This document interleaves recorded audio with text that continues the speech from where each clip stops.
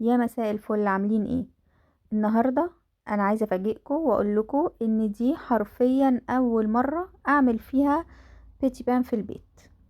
اول مره اجربه ومكنتش متخيله ابدا ان النتيجه هتطلع كده من اول مره. بجد طلع رائع، واخد لون جميل وطري جدا وناعم وهش جدا من جوه ومنفوش كده. اهم حاجه ان احنا نمشي على الخطوات، وانا مش مستخدمه فيه كمان اي حاجه تساعد ان هو يبقى اديني عجينه قطنيه، يعني مش مستخدمه لا لبن ولا زبادي ولا حاطه الوش بتاعه واخد لون ازاي ومن ظهره كمان. مش حاطه فيه لا زبده ولا اي حاجه، هو واخد لون طبيعي كده، واخد لون جميل. والموضوع كله بشويه دقيق وميه ومعلقتين زيت وطبعا الخميره. هنا هنشوف بقى مع بعض الطريقه بتاعتنا. هنا عندي كوبايه من الميه الفتره. اهم حاجة في العيش هو طريقة التخمير بتاعته. دي نص كوباية، دي نص معلقة من الخميرة، معلقة معيارية. هنزل عليها بمعلقة ونص من من السكر. دي برضو معلقة معيارية، معلقة ونص، يعني معلقة كبيرة ونص صغير. وهقلبهم كويس، هدوب كويس الخميرة في المية الفترة. وهنزل عليهم بتلت كوباية من الدقيق وهنخله كويس قوي، وهدوبه برضو مع المية والخميرة. وهغطيه بقى بورق ستريتش واسيبه يخمر لمدة ربع ساعة. انا كل الكمية، انا عاملة كمية صغيرة، انا عاملة كل الكمية اللي انا مستخدماها، كل كمية دي اللي استخدمتها هي كوبايتين، لان انا عاملة هنا كمية صغيرة. هنا بعد ما الدقيق بعد ما العجينة خمرت معايا، هنزل بقى باقي كمية الدقيق بتاعتي اللي انا مستخدماها. انا كل العجينة اخدت مني كوبايتين دقيق، طبعا انتي هتضاعفي بقى الكمية حسب ما انتي حابة. وهننزل بقى هنا بالدقيق، عليه نص معلقة من البيكنج باودر ورشة من الملح. وطبعا هننخله كويس قوي.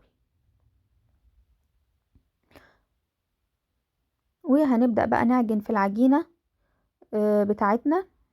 وهنزل كمان هنا بمعلقتين زيت، هتلاقيهم برضو في الفيديو.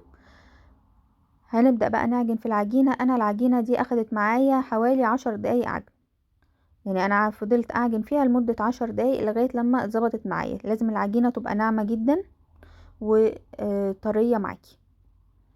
هتفضلي بقى تعجني فيها. هنا انا بعجن فيها، نزلت كمان بمعلقتين الزيت.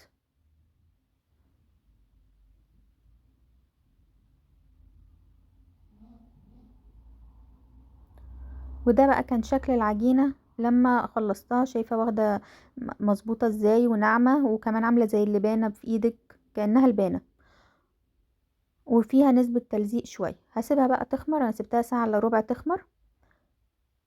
هنا بعد ما العجينة خمرت، وهبدأ بقى اعملها رول واقطعها. انا عملت معايا 10 قطع،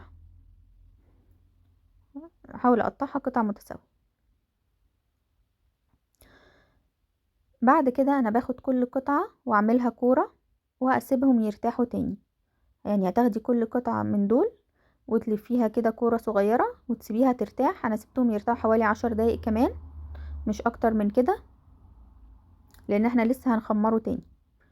وبعدين هناخد اول واحدة احنا اشتغلنا بيها ونفردها. انا عشان العجينة كانت مرتاحة معايا، انا فردتها بايدي، محتاجتش نشابة او اي حاجة. وبرولها بعد ما بنفردها كويس، بنرولها ويكون سمكها متوسط، مش رفيعة قوي ولا سميكة. وطبعا بتقفليها كويس قوي من الجناب ومن فوق ومن تحت عشان ما تفتحش معاكي في الفرن. وهبدأ بقى ارصها على الصاج اللي بيدخل الفرن، وبكون حاطه عليه ورقة زبدة. هنا برضو بفردها بايدي وهرولها تاني. هي العجينة مرتاحة جدا جدا، فبتتفرد معايا بكل سهولة. هنا بقى الصاج بتاعي انا هغطي عليه وهسيبه يخمر شوية. ووقت وهعمل حاجة كمان، هجيب صينية واحط فيها مية مغلية. دي مهمة قوي قوي في تخمير العيش. جيبي صينية وحطي فيها مية مغلية من الكتل وتدخليهم الفرن. طبعا الفرن مقفول، مش مفتوح ولا مسخناه ولا اي حاجة. وسيبيه يخمر يكمل بقية المدة بتاعته. هياخد حوالي ربع ساعة تلت ساعة، مش هيزيد عن كده. وهتلاقي العيش خمر معاكي وحجمه تضاعف، بقى مظبوط، بقى جميل جدا معاكي. هنجيب بقى بولة فيها معلقة سكر وشوية مية. وممكن كمان لو عندك بخاخ يكون افضل. هتحطي بيه الفرشة حاجة بسيطة جدا وبالراحة جدا على العجين علشان ما يهبطش مني، ويفضل طبعا لو انت عندك البخاخ هيكون احسن بكتير. وهتدخليه الفرن على الرف اللي فوق الصاج بتاع الفرن، يعني هتحطي الرف بتاعك فوق الصاج بتاع الفرن وتسيبيه وتتابعيه، هياخد اللون ده. وكان جميل جدا، كان اجمل بيتي بان فعلا. عمل دقته يعني اجمل كتير من بتاع الافران. يا رب تجربوه ويا رب الفيديو يعجبكم، ولو عجبك الفيديو لايك وسبسكرايب للقناة.